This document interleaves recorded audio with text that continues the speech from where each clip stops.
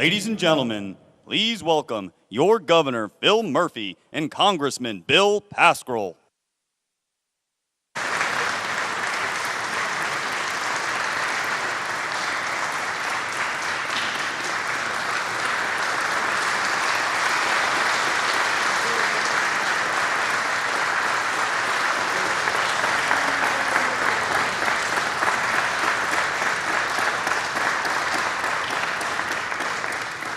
Good afternoon. Good afternoon. Hey, Craig. Today is a great day for New Jersey and the entirety of the Northeast Corridor. It's a great day for our commuters and indeed for our common economic future. And not just because we have the tremendous honor to welcome the President of the United States. He's not out here yet, but let's give President Joe Biden a big Jersey welcome. We are also with members of our extraordinary congressional delegation. Representative on stage with me, you'll hear from a minute, Bill Pascrell, Don Payne, Josh Gottheimer, Mikey Sherrill, and Tom Malinowski. Thanks to each and every one of you. One of my tremendous partners in governing, the Speaker of the General Assembly, Craig Coughlin, is with us. Great to have you. Kearny Mayor Al Santos, the leadership of both Amtrak and NJ Transit, and to the NJ Transit family, a special and particular shout out. And many of our partners from organized labor represented in today's program on your behalf, engineer and friend Joe Williams from Smart Local 800. Great to have all of our brothers and sisters in labor with us. Now, please give me 30 seconds on a related but not directly related topic. The last time President Biden was with us in New Jersey, it was to tour the damage left by the flash floods unleashed by the remnants of Hurricane Ida. And today, as luck would have it, another system appears ready to pound a lot of our state with heavy rain. Much of New Jersey, 17 of our 21 counties, are currently under a flash flood watch, starting at 8 p.m. tonight through at least 5 p.m. tomorrow, as severe thunderstorms with strong winds, maybe up as much as 45 miles an hour, and rain amounts up to 4 inches in some areas are possible over the next 36 hours. We encourage everyone to stay safe. Do not attempt to drive or otherwise enter into a flooded street or area. If you lose power, call your outage in to your provider and stay clear of any downed power lines. The best place to go for information is always that website, ready.nj.gov. Let's do all that we can to get through this safe and sound. Now back to why we're here. With the support of everyone here, starting most importantly with President Joe Biden, we are ready to move forward on the much needed and long-awaited replacement of the outdated Portal Bridge. There are few individuals who understand the importance of ensuring modern, safe, and reliable transportation infrastructure better than President Biden. It is why I am so proud to support the bipartisan infrastructure bill that is a cornerstone of his agenda and our nation's economic future.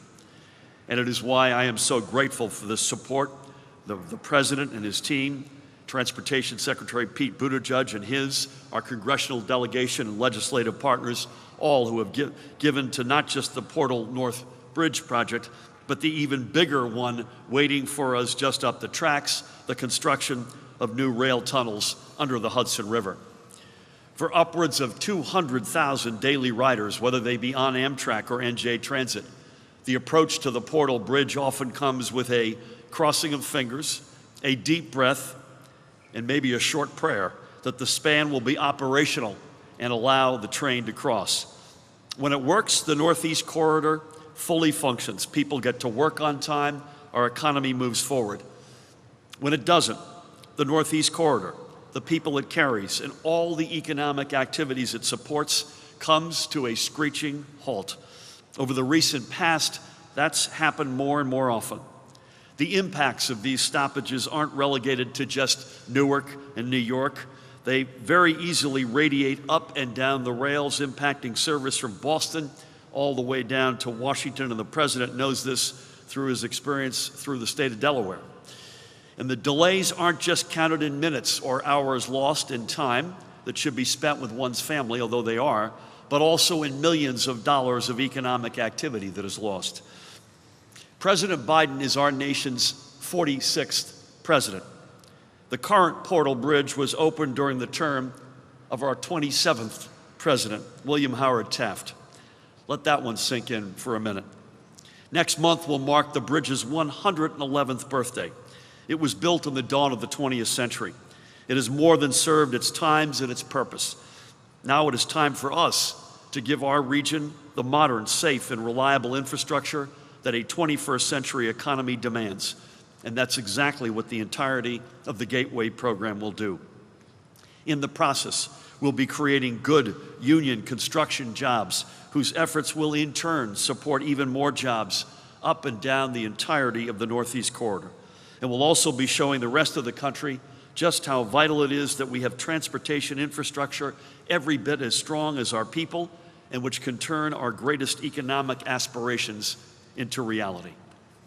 Every dollar we invest in the new Portal North Bridge and in Gateway Beyond is going to be magnified many, many times over. In gained productivity from a workforce that can get to where it needs to safely and on time. In greater value to businesses located where their connection to the markets they need for their success is secure. And in a stronger, fairer, and more resilient economy. Those who look at our current infrastructure needs and only see a number and a dollar sign on a page or just the colors red and blue are totally missing the point.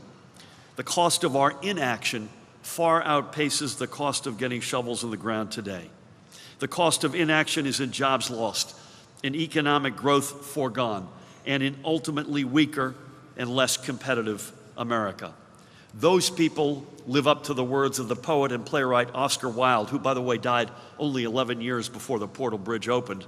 And I quote him, "A cynic knows the price of everything and the value of nothing." Today, we are honored to stand with the President to show the value of safe, modern, and reliable infrastructure. And we are incredibly honored to have President Biden join us to highlight one of the most consequential infrastructure projects in our entire nation this century. Thank you. It is now my pleasure to introduce one of our state's greatest champions in Washington, representing our extraordinary congressional delegation. Please help me welcome Congressman Bill Pascrell.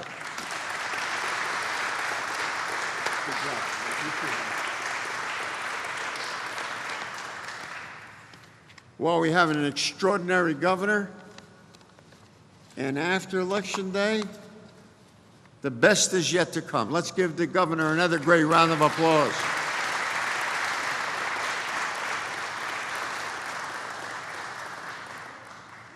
Mr. President, on behalf of the New Jersey Congressional Delegation, Tom Malinowski,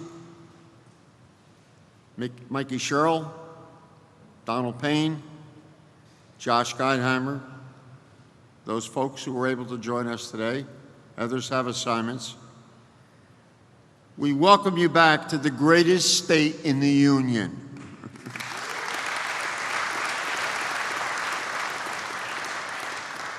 The tri-state is the beating heart, and North Jersey is the central artery of America's transportation system. The Porter Bridge, as you just heard, is a relic. But thanks to our federal and state partnership, transit commuters, Amtrak passengers will no longer have to rely on what is our past, glorious as it may be, preparing for the future. This is not hyperbole, excuse me. The Portal Bridge project will ease millions of lives. Its modernization will provide, as the governor said, union jobs, ensure safe and continued growth for generations to come. New Jerseyans waited a long time for this day. Today's announcement is a testament that leadership matters.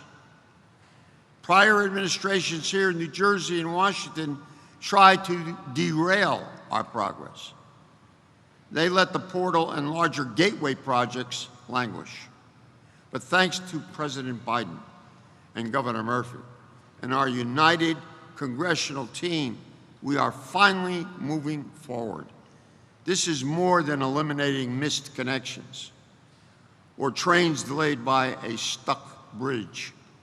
It is about getting parents home to relieve childcare, have dinner with the kids, or help with homework. The quality of life here in New Jersey will improve because of decisive and effective leadership here at the portal, and through the physical and human investments we will make in the Build Back America and the infrastructure plans. I hope we make progress this week when we go back today. Thank you very much, and God bless the state of New Jersey. Thank you.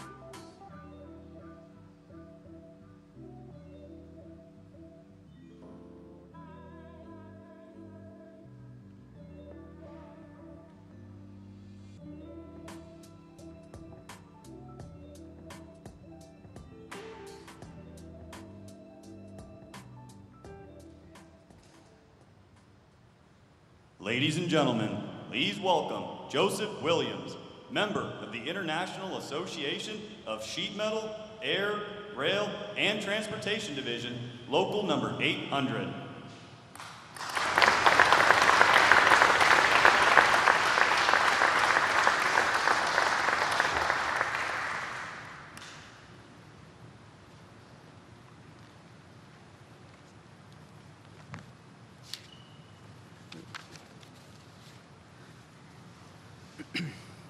Good afternoon, and it is an honor and a privilege to be here today.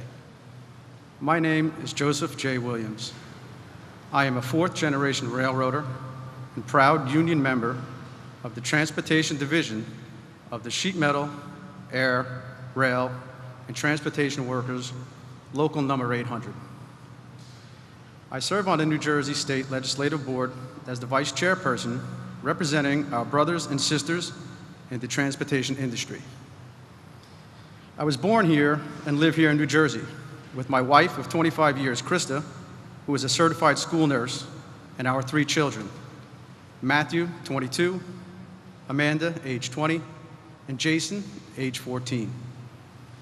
I started my railroad career over 25 years ago in 1996, right here at the MMC, under a locomotive here in the diesel shop. In 1998, the opportunity came up for me to leave the tools, as we railroaders say, and become a locomotive engineer. I entered the locomotive engineer training program and was promoted to the rank of locomotive engineer in June of 1999, and still work as a locomotive engineer every day. If I could steal a little bit of your thunder, Mr. President, I would like to thank our governor, Phil Murphy, and New Jersey Transit Rail Operations Executive Director, Kevin Corbett, for helping to ensure that New Jersey Transit becomes the #1 transportation agency in the country.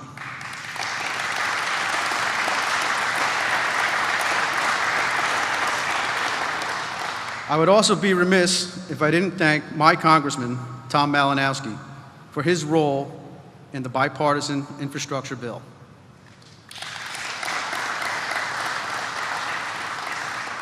I personally believe that the current infrastructure bill is important to New Jersey Transit rail operations, the residents of New Jersey, and our neighboring states. The funding would rebuild and modernize our aging transportation network.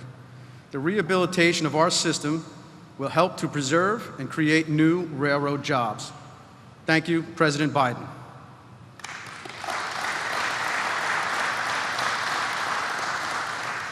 This bill will also help make accessibility upgrades to our stations, providing better public transit access to our residents who are mobility impaired and require special assistance, and will also help to continue New Jersey's goal of creating more transit villages. The expanding of the Gateway project is something that the entire region is in desperate need of.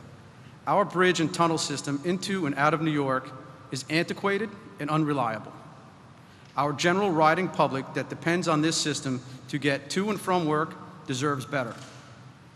Other projects that will be funded by President Joe Biden's Build Back Better plan are service from Scranton to New York on the old Lackawanna Cutoff, as well as the desperately needed Hunter flyover track.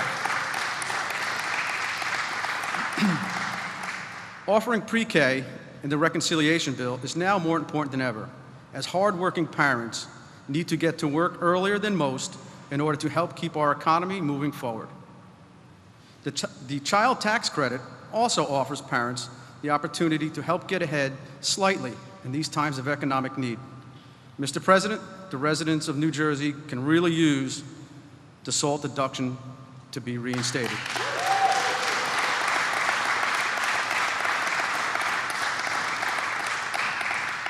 Lastly, Mr. President, we feel that the Paid Family Medical Leave Act is vital to help working families secure a place in the workforce in their time of need.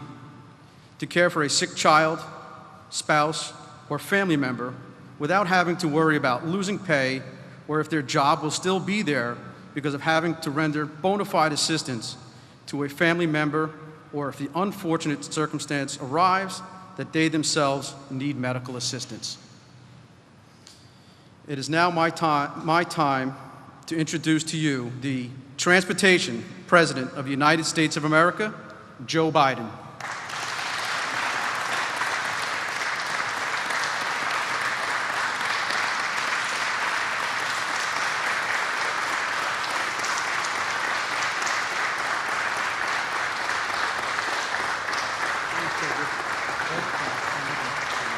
Thank you. Hello, New Jersey.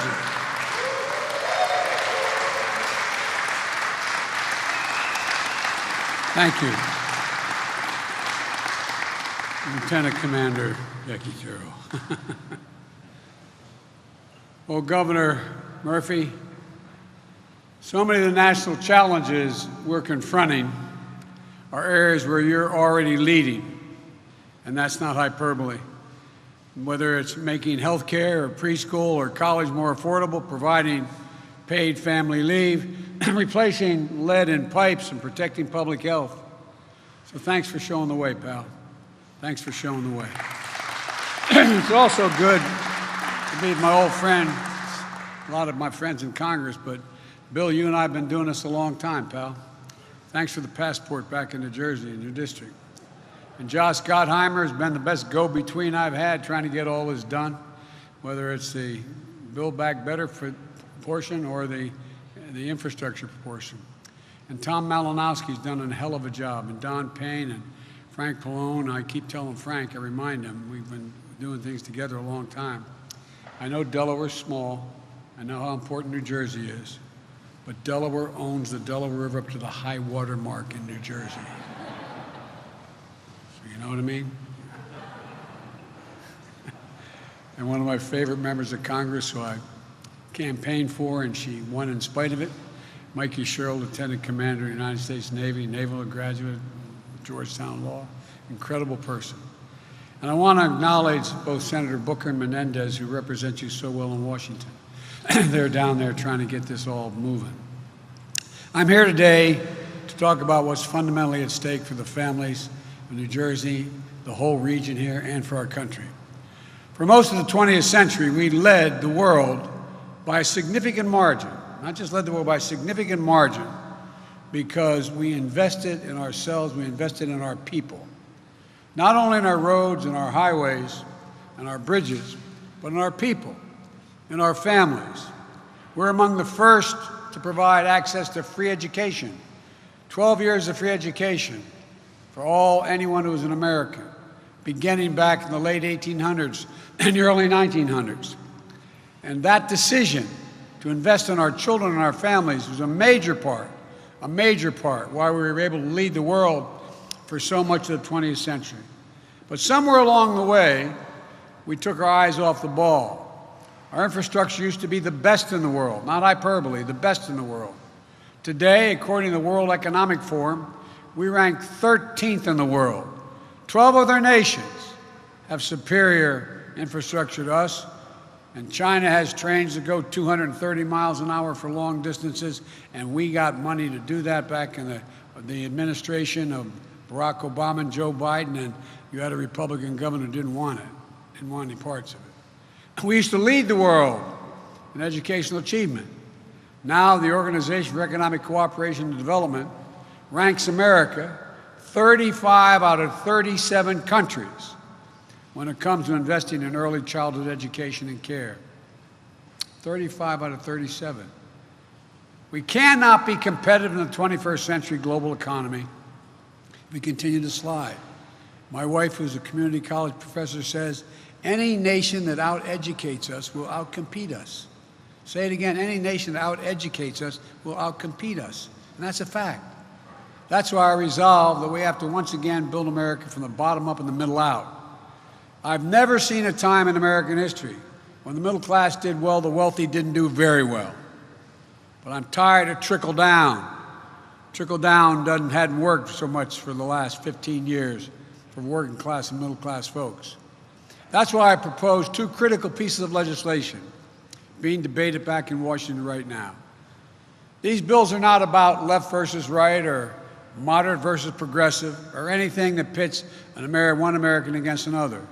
These bills are about competitiveness versus complacency. Competitiveness versus complacency. They're about expanding opportunity, not opportunity denied. They're about leading the world or continuing to let the world pass us by.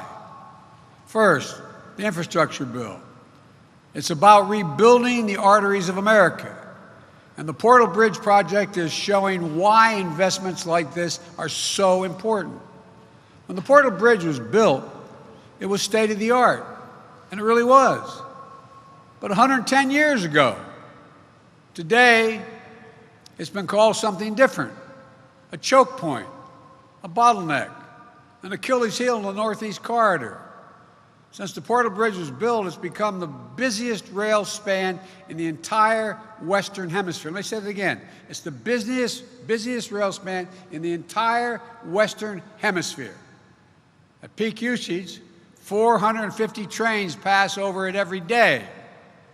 200,000 Amtrak and New Jersey Transit passengers. But ships and barges also need to get under it, and many can't fit. That means the bridges need to swing open and closed again, a process that stops rail traffic and causes other problems. The bridge opens over 100 times a year, and 15% of the time, something goes wrong. 15% of the time.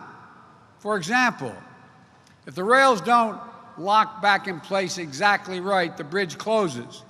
And sometimes, you know what fixes it? In the 21st century, a sledgehammer. Come out with a sledgehammer and align the tracks. Literally a sledgehammer to knock it back into place in the year 2021.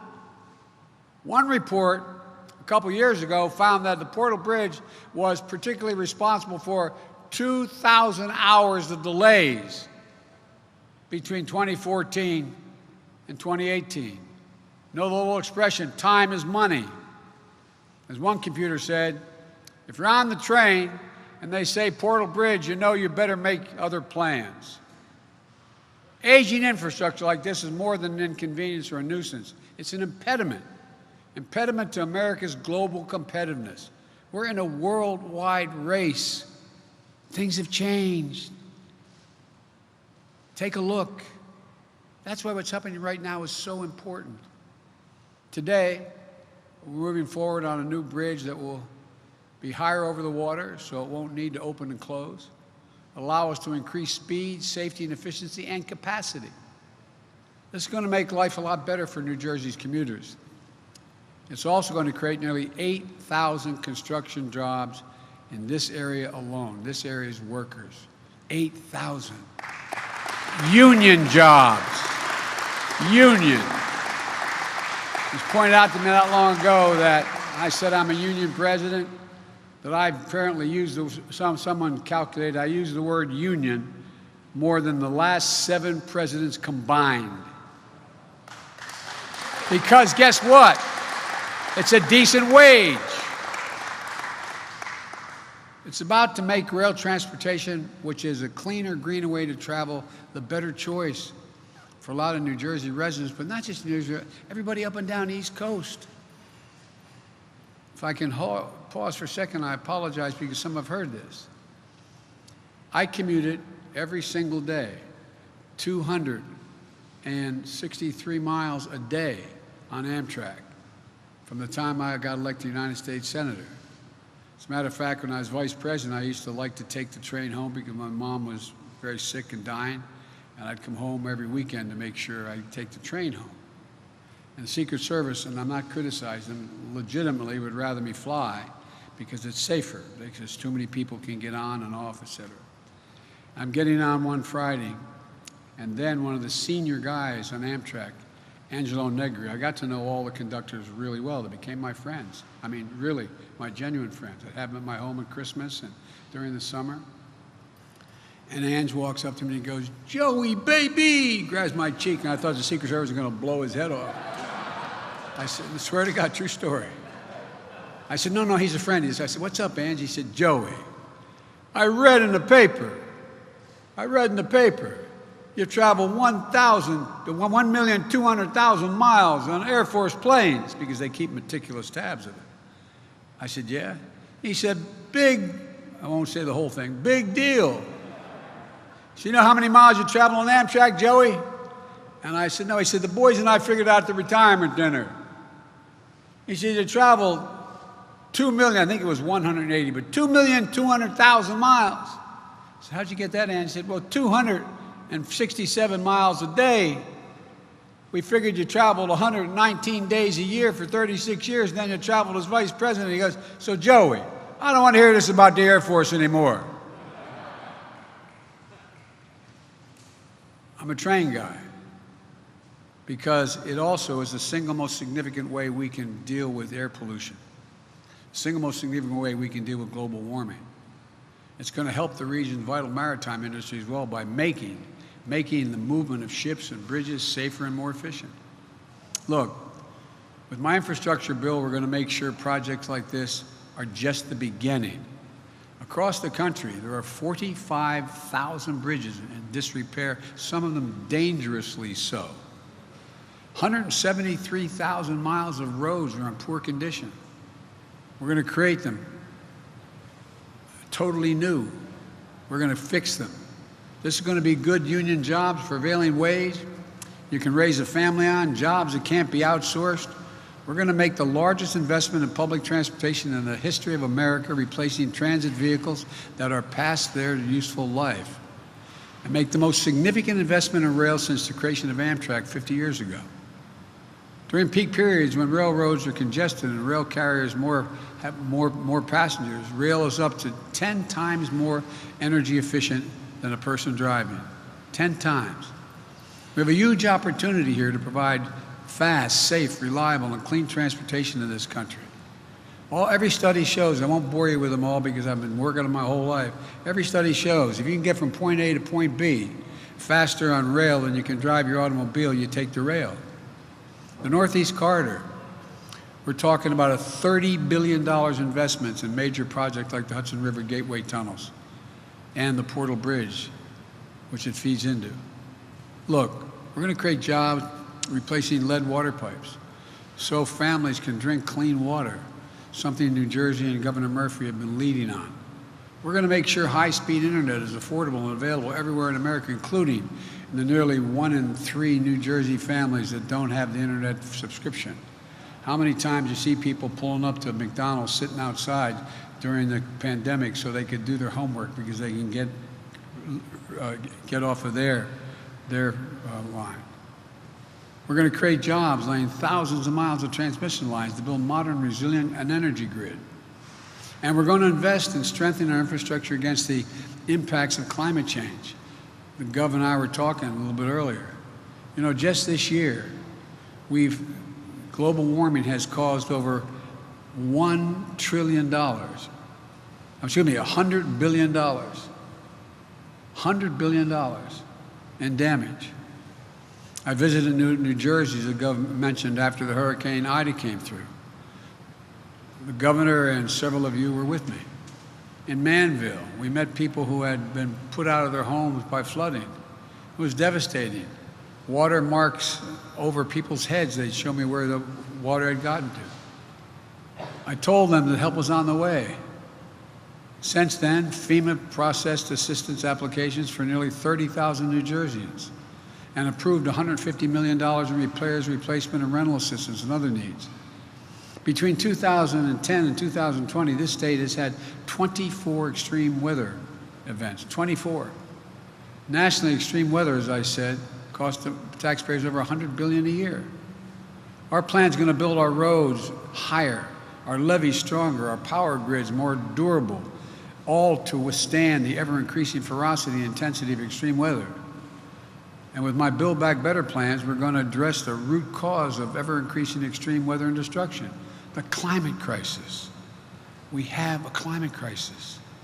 I've flown all over this nation this year in helicopters, going from Lake Mead. You know, more land has been burned to the ground in the West, to the ground, forest, homes, than the entire state of New Jersey, from all the way down to Cape May, all the way up to the Hudson. That's how much is burned to the ground. My infrastructure bill is always part of Americans' work on long overdue national environmental cleanups, like cleaning up Passaic River, the nation's most expensive Superfund site. We're going to invest $42 billion in modernizing and electrifying our ports and airports, like the Port of New York and New Jersey, Newark Liberty International Airport, reducing congestion and emissions and creating thousands more good-paying union jobs. This is going to help us meet the moment of the climate crisis in a way that creates good jobs, makes us more economically competitive, and we can breathe. Look, we haven't passed the transformative infrastructure bill for a decade. Think about this. How many times under the former guy we had infrastructure week? Not a single thing happened. We need to get this done. And it isn't enough just to invest in our physical infrastructure. We also have to invest in our people. That's what my second bill, the Build Back Better plan, does. I just had the opportunity to visit a preschool in the East End Elementary in North Plainfield. North Plain provides access to preschool for all kids 4 years and above. My plan is going to make it possible for the district to expand that program to 3-year-olds all across America. The earlier our children begin to learn, the better for themselves, their families, and for the nation. Studies show that children who have attended high-quality preschool are 50% more likely to finish high school and get a 2- or 4-year degree after high school. But right now, we're lagging behind. Today, only about half of 3- and 4-year-olds in America are enrolled in early education. In Germany, France, the UK, and even Latvia, that number is over 90%. Over 90% of 3- and 4-year-olds are in school. My Build Back Better plan gets us back on track. We'll make 2 years of high-quality preschool available to every child in America. An average 2-parent household in this state spends $15,000 to care for just one young child every year. Everybody says, how do you know? I know about this. When I got elected to the United States Senate, my wife and daughter were killed. I had 2 little boys. I was making a lot of money as a U.S. Senator, $42,000 a year, and I could not afford. That's why I started commuting every single day. Couldn't have afforded to have 2 houses and to have daycare. Thank God I have a sister who's my best friend, a brother, my mother, and my father who helped out. My Build Back Better plan is going to cut child care costs more than in half for low and middle income New Jersey residents. Under my plan, no middle-class family will spend more than 7% of their income on child care. We also extend historic middle-class tax cuts for parents by expanding the child care tax credit. Everybody talks about children, and Josh has heard me say it. I view it as a tax cut for middle-class families. A tax cut. We never have an argument when we talk about the wealthy. This is a tax cut. It changes the lives. of the American people. As many people here in New Jersey understand, it means you get $300 a month for every child under the age of 6 and $250 for a child between 6 and 17. That money is already a life changer for so many working families. It's projected to cut child poverty in New Jersey by 36%. These bills are going to change the lives of millions of people in the areas and hundreds of millions of people across the country for better and for years to come. So everyone here today, especially Governor Murphy and other dedicated officials here today, thank you for showing us what's possible. Because when we make these investments, there's going to be no stopping America. We will own the future. This initiative is about betting on America, about believing in America, about believing in the American people. If you look at the history of the journey of this nation, what becomes clear is this: given half a chance, the American people have never, ever, ever let their country down. So let's get this done. Let's move. Folks, we have the most talented workforce in the world. What are we doing? What in God's name are we doing? And by the way, you hear these numbers, 3.5 trillion or 1.75 trillion? We pay for it all. It doesn't increase the deficit 1 single cent. So let's get to work. Let's put people to work. And let's once again reestablish America as the most advanced country in the world. God bless our America, and God bless our troops. Thank you, thank you, thank you.